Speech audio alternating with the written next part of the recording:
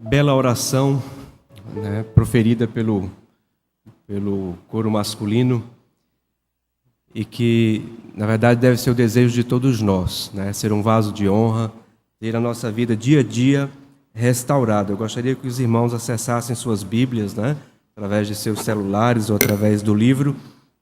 Em Efésios capítulo 3, nós vamos ler mais uma vez. Os irmãos têm percebido que nós estamos procurando esmiuçar o texto o máximo possível para falar sobre aquilo que Deus quer fazer através das nossas vidas de modo infinito, né? Infinitamente mais. Então, eu gostaria que os irmãos abrissem suas Bíblias em Efésios capítulo 3, verso 20. Mais uma vez nós vamos ler o texto que nos diz. Daí em diante diz assim: Ora, aquele que é poderoso para fazer infinitamente mais do que tudo quanto pedimos ou pensamos, conforme o seu poder que opera em nós. A ele seja a glória na Igreja e em Cristo Jesus, por todas as gerações, para todos sempre. Amém. Continuemos do capítulo 4. Rogo-vos, pois, eu, prisioneiro no Senhor, que andeis de modo digno da vocação a que fostes chamados, com toda a humildade e mansidão, com longanimidade, suportando-vos uns aos outros em amor, esforçando-vos diligentemente por preservar a unidade do Espírito no vínculo da paz. Oremos. Senhor, nesse instante, ó Pai, nos colocamos diante da Tua presença, ó Deus, agradecidos, ó Pai, por este dia, agradecidos, ó Deus, pelo privilégio, ó Deus, de nos reunirmos aqui como igreja, de podermos, ó Deus, pensar as nossas vidas, pensarmos, ó Deus, os nossos corações, o interior do nosso ser, e também pensar, ó Deus, como igreja, ó Pai, como participantes do corpo, do qual o Senhor, Teu Filho, Jesus Cristo, é o cabeça, ó Pai. Por isso, nós somos gratos por esse grande privilégio. Pedimos, ó Deus, em tudo a Tua direção. Essa é a oração que nós fazemos em nome de Jesus Cristo. Amém, Pai. O que é a igreja para você? Né? Quando eu faço a pergunta, quando alguém profere a palavra igreja, o que é que você pensa, né, a respeito do termo? O que é que você pensa a respeito do que ela significa e sobretudo, do que ela representa para você? Eu gostaria, inicialmente, de compartilhar com os irmãos a minha experiência, não só com Cristo, mas também com a igreja. A igreja é algo de natureza espiritual. Eu me lembro que, antes de conhecer a Jesus Cristo e antes de começar a participar de uma igreja, coisa que eu fiz antes mesmo de conhecer a Cristo, quando se falava de ir à igreja e no domingo, para mim soava como algo extremamente chato. Eu pensava que aquela reunião, a reunião na igreja, era algo que não fazia sentido para a minha vida, e o domingo era o pior dia da semana para mim. Eu era um tanto quanto caseiro, e de modo que o domingo era chato, e eu sempre gostei muito da segunda-feira, já disse até aqui algumas vezes, continuo gostando da segunda-feira. Para mim é um reinício. Mas o domingo passou a ter um brilho especial na minha vida quando eu conheci a Cristo.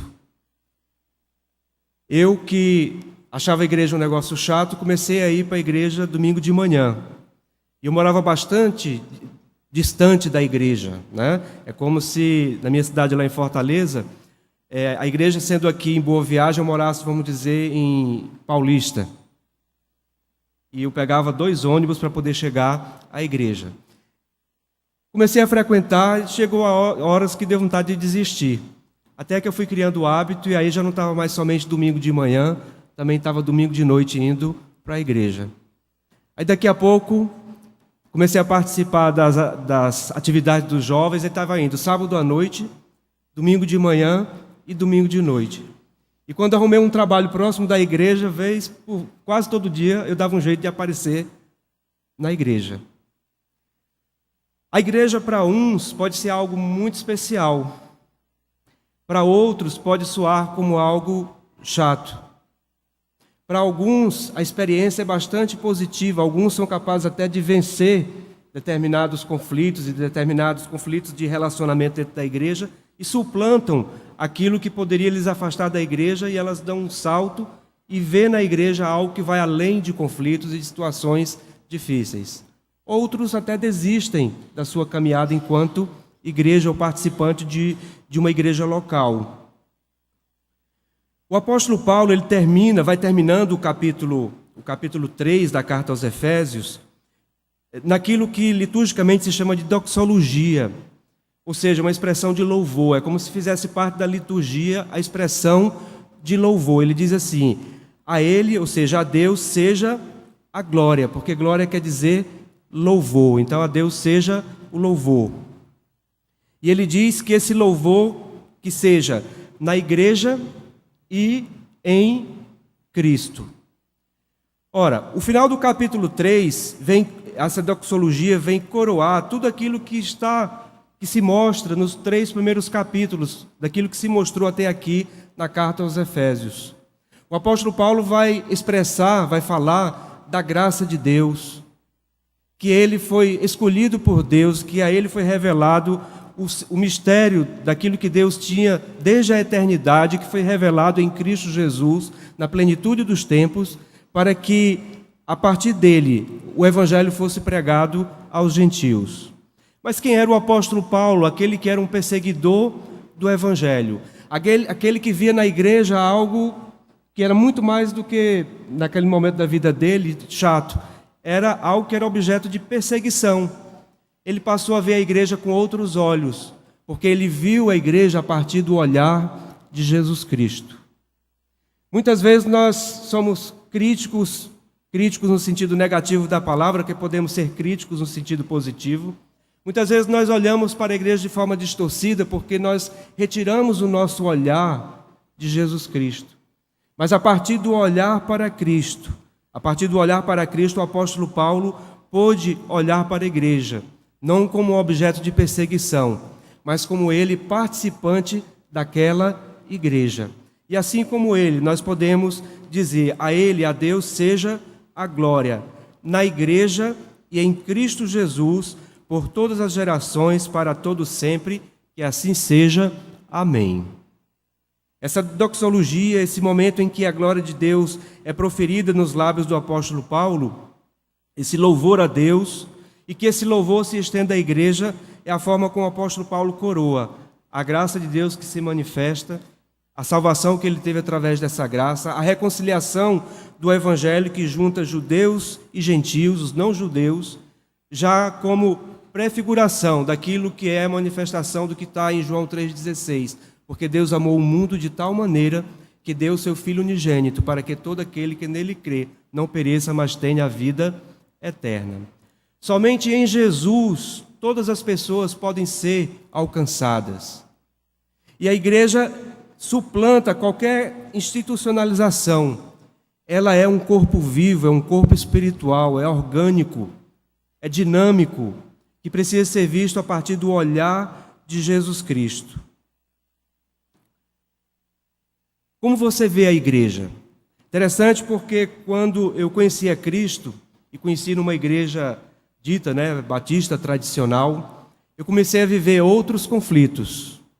Agora, antes eu procurava qual era a verdade. Eu descobri que não existia uma religião verdadeira. Eu entendi que Jesus Cristo era a verdade. Mas já que eu estava na igreja, agora eu tinha compreendido que Jesus Cristo era o Salvador, aí começou a criar-se uma confusão na minha cabeça naquele período, diante das igrejas tradicionais e as igrejas pentecostais. Até porque eu fui evangelizado por pessoas de diversas denominações. Hoje tem até o movimento neopentecostal. Nem sempre as pessoas têm esse discernimento, Penso que quando se fala em ser igreja e ser evangélico, pensa que tudo é igual. Mas tem as diferenciações. Cada igreja tem as suas características peculiares. E eu comecei a questionar sobre a unidade da igreja, sobre a unidade do que era ser cristão, quando eu via tantas manifestações diferentes e tantas coisas, e às vezes até conflitos entre as denominações.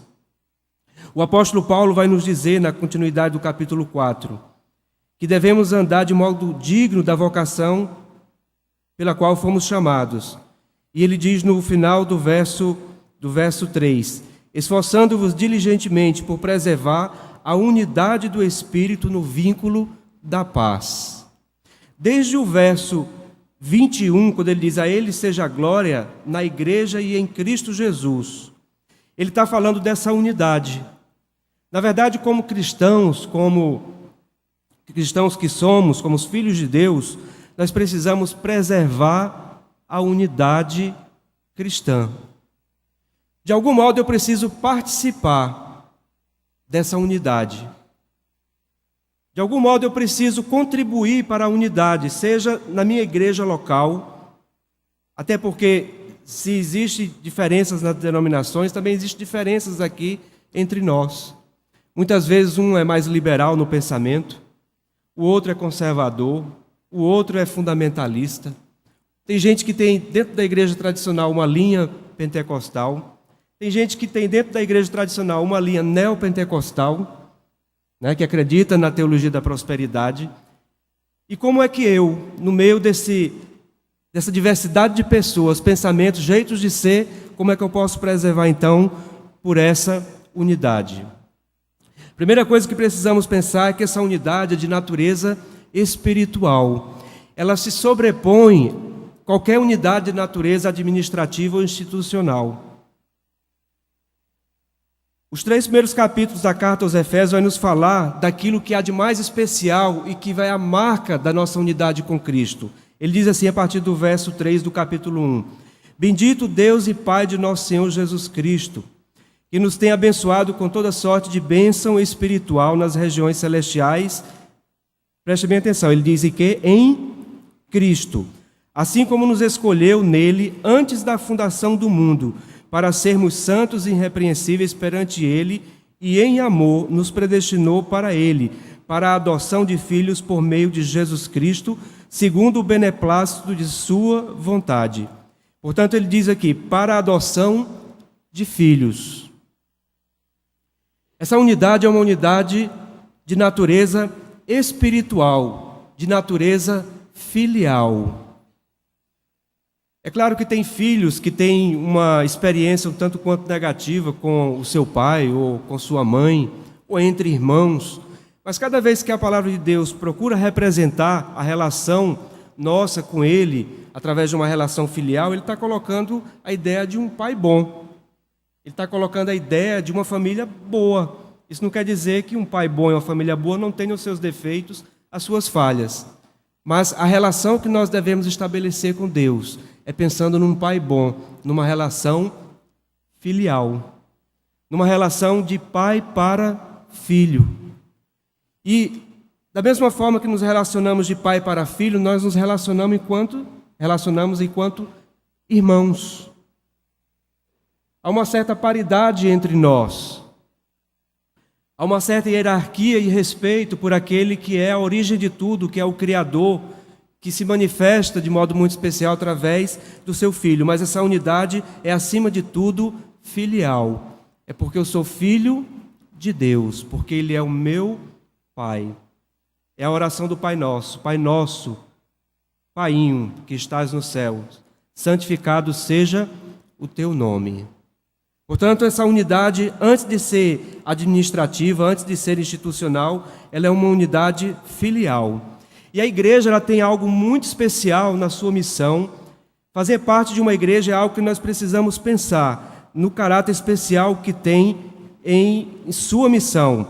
Ele continua dizendo, no capítulo 1, a partir do verso 6, para louvor da glória de sua graça, que ele nos concedeu gratuitamente no amado, no qual temos a redenção pelo seu sangue, a remissão dos pecados, segundo a riqueza da sua graça, que Deus derramou abundantemente sobre nós em toda a sabedoria e prudência, desvendando-nos o mistério da sua vontade, segundo o seu beneplácito, segundo a sua concessão, que propusera em Cristo, de fazer convergir nele, na dispensação da plenitude dos tempos, todas as coisas, tanto as do céu como as da terra.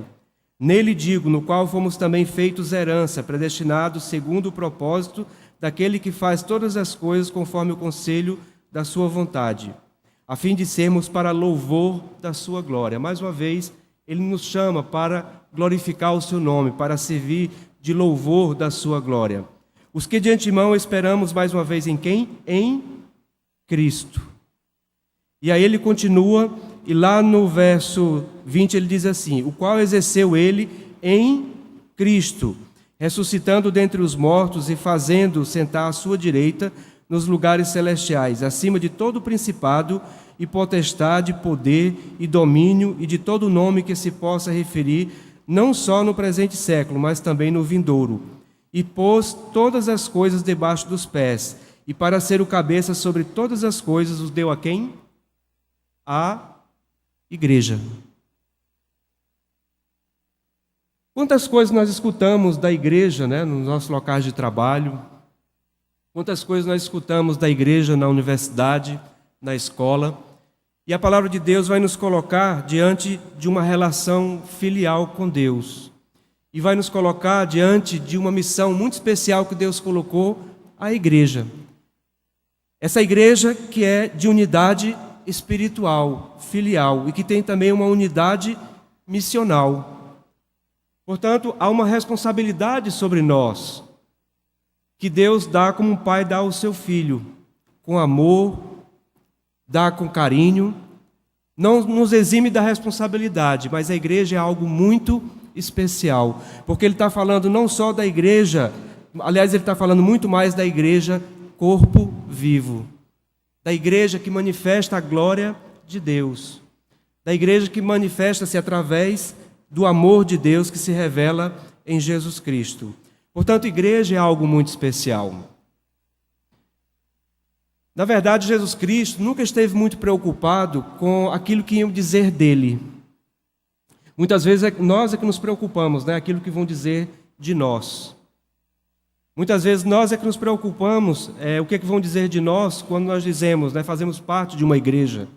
O que é que vem de lá para cá, né? O que é que vai repercutir essa minha expressão? Certa vez Jesus Cristo foi procurado a respeito dos últimos tempos, a respeito dos falsos profetas, pessoas que tinham feito milagres em seu nome. Ele disse: olha, nem lhes conheço. E elas vão dizer: mas em teu nome não expulsamos demônios? Em teu nome não fizemos milagres? Em teu nome não fizemos grandes prodígios? Sim, mas eu não os conheço. Aliás, eu acho que nós poderíamos pensar que, assim como Jesus Cristo não estava preocupado com o que iam dizer do seu nome, nem o uso que iam fazer do seu nome, talvez possamos pensar que quando as pessoas pensarem de forma distorcida da igreja, podemos lembrar que a igreja ela vai além daquilo que se mostra, daquilo que está instituído. Aliás, é o que estão fazendo da igreja.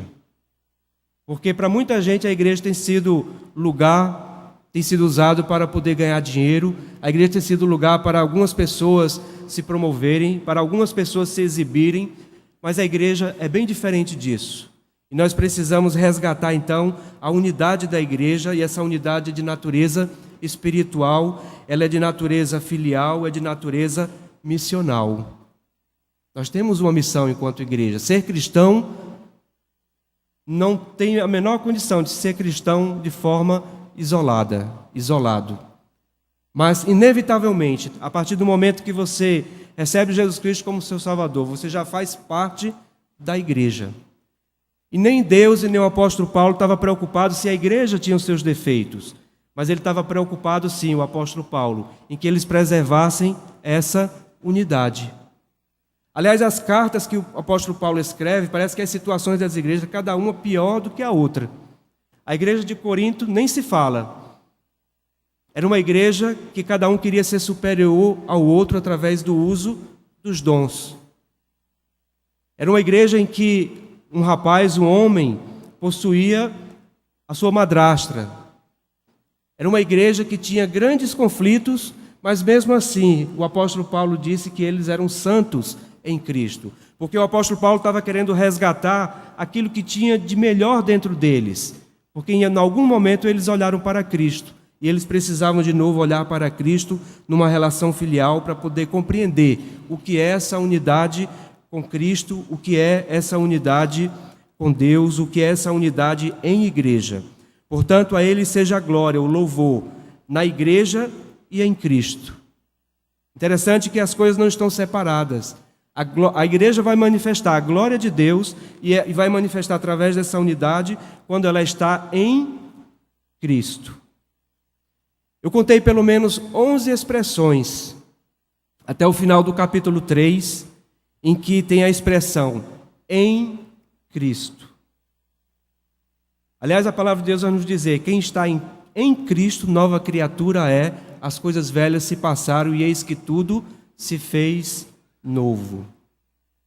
Portanto, é para a pessoa de Jesus Cristo e juntos nós devemos olhar para Cristo, para que compreendamos qual a natureza dessa unidade, que é uma unidade espiritual. Interessante que ao longo da carta de Paulo aos Efésios, por algumas vezes ele vai falar em atitude de oração. É mais ou menos como o coro masculino fez. O coro masculino orou. Nos mostra a natureza espiritual dessa unidade. Nada há mais especial do que a oração, para que você estabeleça uma unidade com Deus. E nada há mais especial do que nós exercermos constantemente a oração de intercessão uns pelos outros. O apóstolo Paulo não exigiu, o apóstolo Paulo não fez uma organização para que as coisas acontecessem, mas ele simplesmente orou. E nós precisamos resgatar nessa unidade o desejo de orar, o desejo de orarmos uns pelos outros. Eu não estou falando de hora marcada, de dia da semana, mas eu estou falando da igreja que ora, das pessoas que oram, de nós que oramos. Porque quando nós oramos, na verdade, nós estamos dando a nossa cara à tapa. É aquela história: perdoa as nossas ofensas, assim como temos perdoado aqueles que nos têm ofendido. Portanto, a igreja, para resgatar a sua unidade e manifestar a glória de Deus, a glória de Deus que deve ser na igreja e em Cristo, numa unidade, é uma igreja que ora, uma igreja que perdoa, é uma igreja que tem a palavra como centro da sua caminhada. Igreja vai muito além da questão institucional. Nós precisamos sim das instituições, porque senão falta ordem, falta organização, tudo vira um caos. Mas nós precisamos alimentar a nossa organização e a nossa instituição com aquilo que é de essência, que é o amor de Deus, que é essa unidade com Cristo, e que tudo isso é alimentado pela oração. Quantos conflitos a igreja poderia ter vencido ao longo da sua história se ela tivesse parado para orar? Quantas situações nós podemos mudar o nosso modo de olhar para o irmão se nós orarmos por ele? Aliás, se nós criássemos esse hábito, antes de falar mal de alguém, vou orar por ele. Tenho certeza que você vai lembrar daquilo que tem de melhor naquela pessoa.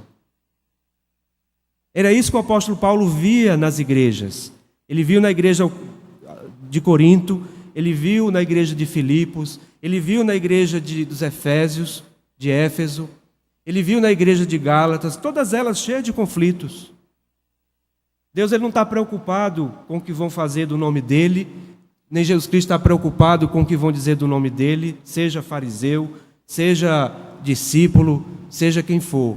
E nós, como cristãos, não precisamos estar preocupados com isso, porque é essa igreja, com os seus defeitos, as suas falhas, que Deus quer usar. E por isso nós precisamos tão somente buscar esse processo de santificação, como diz no capítulo 4, ele diz: rogo-vos, pois eu, nessa oração, o prisioneiro no Senhor, que andeis de modo digno da vocação a que fostes chamados. Eu tenho um chamado. Você tem um chamado. Eu tenho consciência dos meus dons, de alguns deles. Você também tem consciência, minimamente sabe o que fazer. E nós precisamos andar de modo digno da vocação, de modo que o nosso fazer seja um fazer refletido por aquilo que é essencial.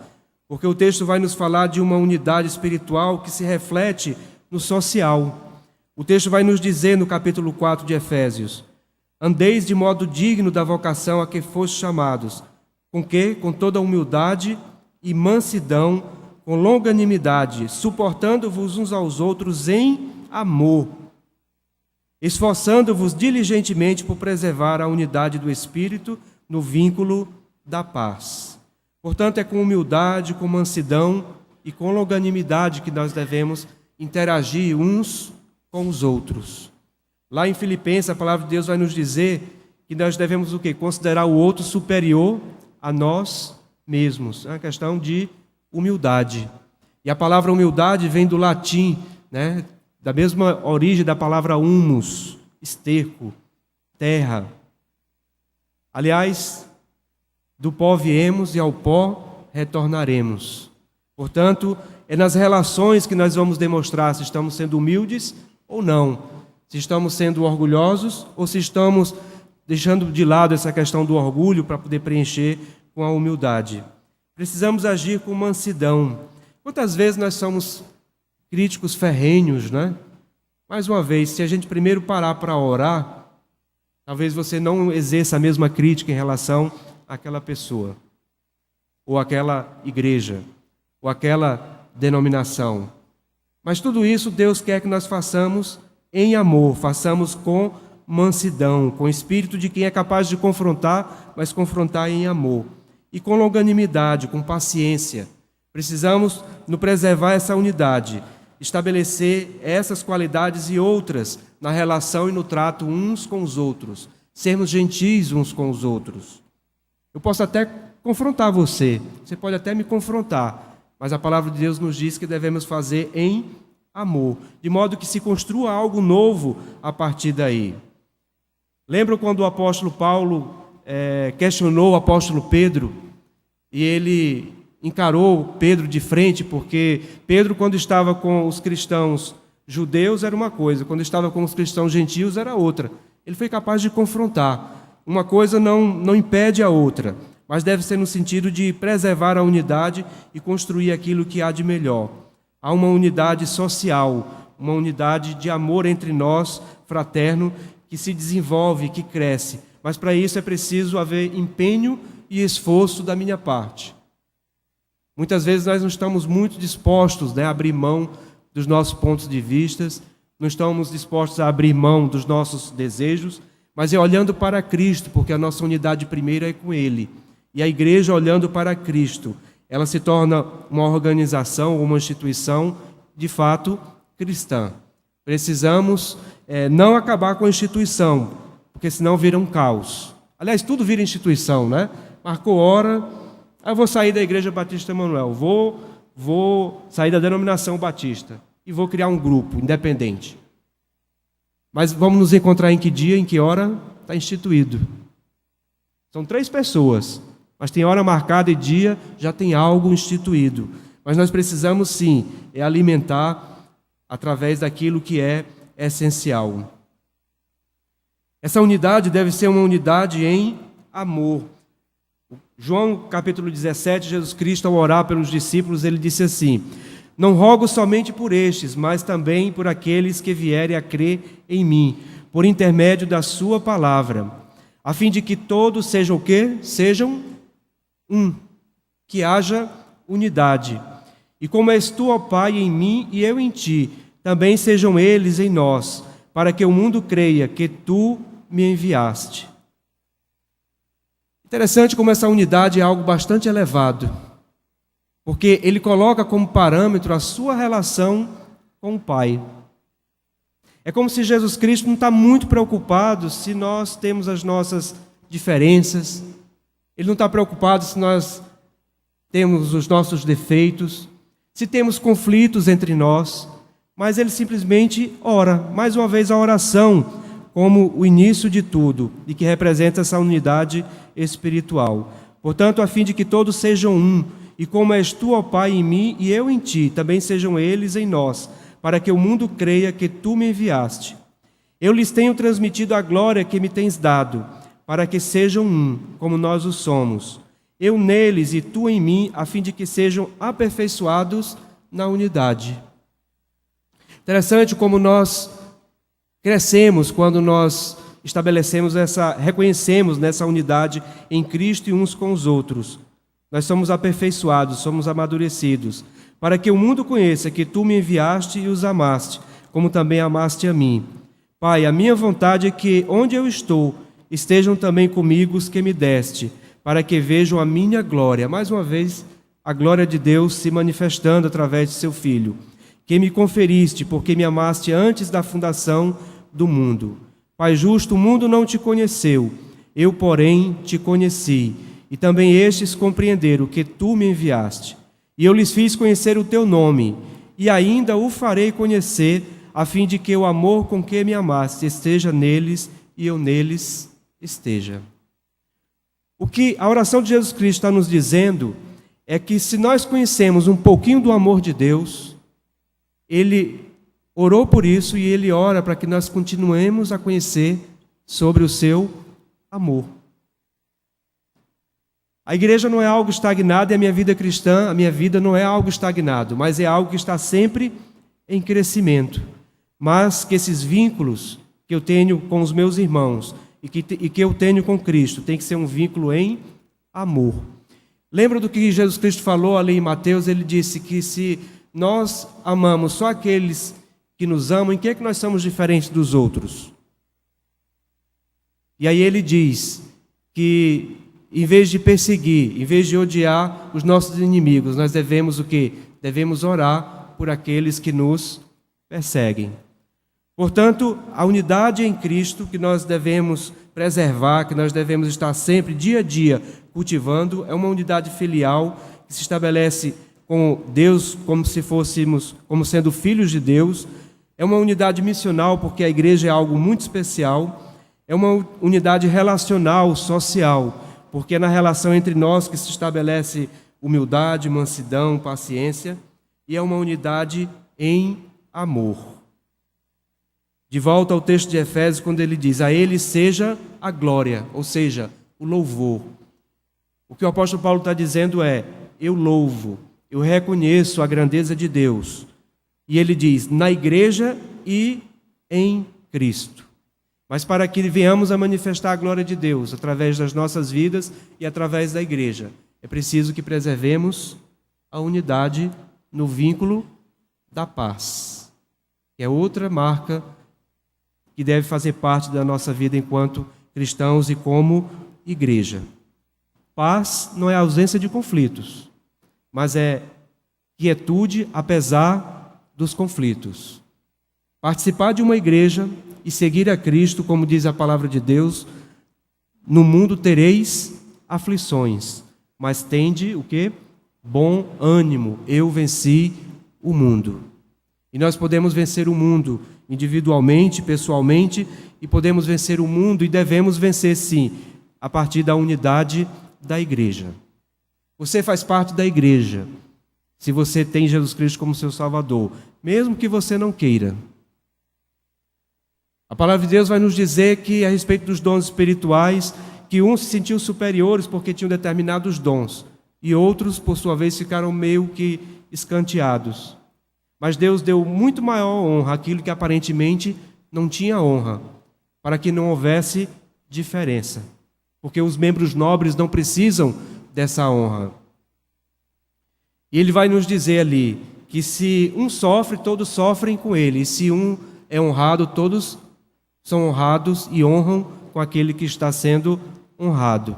Portanto, devemos nos alegrar com aqueles que se alegram, devemos nos entristecer com aqueles que se entristecem, de modo que, como corpo, não tem como nós fugirmos. Estamos todos interdependentes entre nós, mas que é através dessa unidade, através do amor de Deus que se revela em seu Filho Jesus Cristo, e como igreja nós podemos manifestar a sua glória neste mundo. Não importa a corrupção que nós estamos experimentando no nosso país, que nós estamos vendo, né?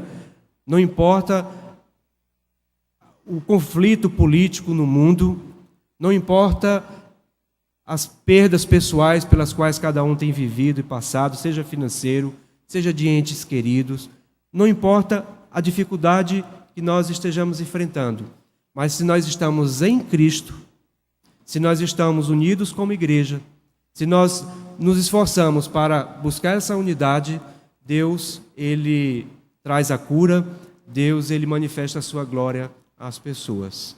E cada um tenha esse desejo, cada um de nós possamos desenvolver o desejo de buscar essa unidade em Cristo.